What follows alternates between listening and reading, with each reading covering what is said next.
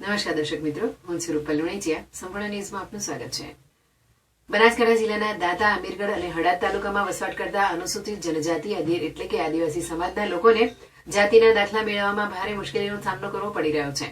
વહીવટી તંત્ર દ્વારા 1950 પૂર્વેના રહેઠાણા પુરાવાની માંગ કરવામાં આવતા અનેક વિદ્યાર્થીઓ અને નોકરી મેળવેલા યુવાનો દાખલા વિના અટવાઈ ગયા છે. આ મુદ્દે અનેકવાર રજૂઆતો કરવા છતાં કોઈ નક્કર નિરાકરણ ન આવતા આજે દાંતા વિસ્તારના ધારાસભ્ય કાંતિ ખારાડીની આગેવાનીમાં આદિવાસી સમાજના 200 થી વધુ લોકો રેલી સ્વરૂપે પાલનપુરથી ગાંધીનગર તરફ કૂચ કરી હતી. આ રેલીમાં દાંતા અને અમીરગઢ વિસ્તારના સહિતના વિસ્તારોમાં આગેવાનો, યુવાનો, વડીલો અને બહેનો મોટી સંખ્યામાં જોડાયા હતા. સમાજના આગેવાનોએ જણાવ્યું હતું કે જાતિના દાખલા ન મળતા વિદ્યાર્થીઓને સ્કોલરશીપ, એડમિશન અને સ્પર્ધાત્મક પરીક્ષાઓમાં મુશ્કેલી પડે છે, જ્યારે નોકરી મેળવનારા યુવાનોને ઓર્ડર મળતા નથી.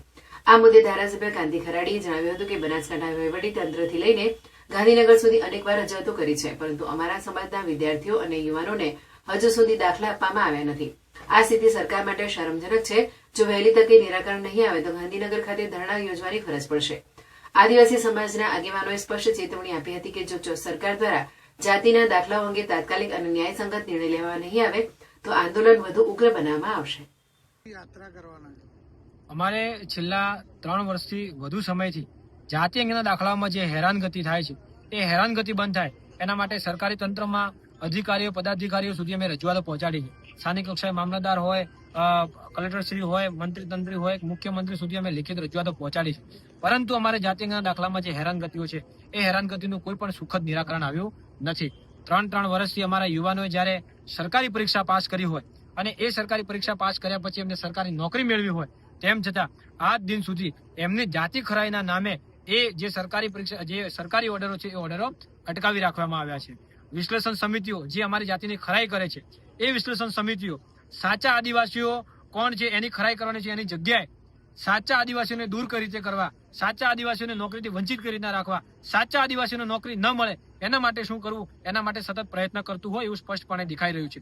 અમારા ખરેખરમાં જે સાચા આદિવાસીઓ છે એવા યુવાનોના પણ દાખલા રદ થયા છે. જે યુવાનો 3 વર્ષથી નોકરી મેળવી છે, જેમને સરકારી નોકરી નથી મળી, એ યુવાનો અત્યારે આત્મહત્યા કરવા સુધી પહોંચી ગયા છે. એટલે અમારા યુવાનોને બચાવવા માટે, અમારા વિદ્યાર્થીઓનું ભવિષ્ય બચાવવા માટે અમે આ પદયાત્રાનું આયોજન કર્યું છે. પાલનપુરથી ગાંધીનગર સુધીની પદયાત્રાનું આયોજન કર્યું છે. ગાંધીનગર જઈને ત્યાં અમારા સમાજના અગ્રણીઓ જે પણ કહેશે અને ત્યાંના જે પણ અધિકારીઓ છે એમના જોડે વાર્તાલાપ થશે. એ અમારું આ સુખદ નિરાકરણ કેટલા સમયમાં લાવશે એ એમને અમે વાર્તાલાપ કરીશું. જો અમને યોગ્ય લાગે તો અમે ત્યાંથી એમની લિખિત બાંયધરી લઈ અને પછી ત્યાંથી અમે પૂર્ણાવિધિ કરીશું.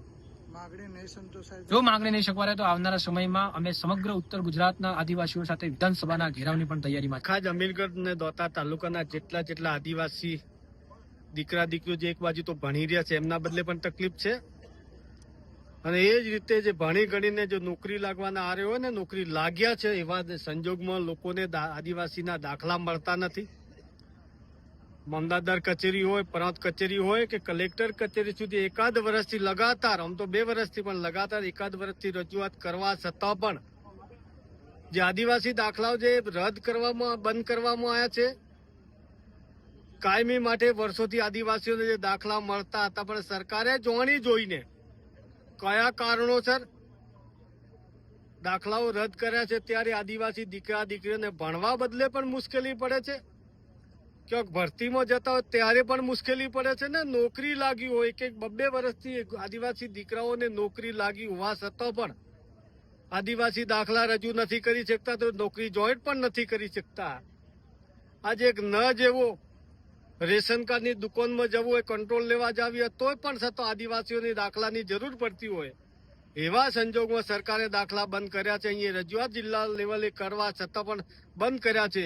એટલે આજે અહીંથી પાલનપુરથી ગાંધીનગર સુધી પગયાત્રા તરીકે રેલી સ્વરૂપે ના છૂટકે ગાંધીનગર જવાનો વારો આવ્યો છે. ત્યારે સરકાર પાસે અપેક્ષા એ રાખીએ છીએ હજુ પણ વહેલું છે, અમને ગાંધીનગર સુધી લોબા ના કરો તો સારું છે.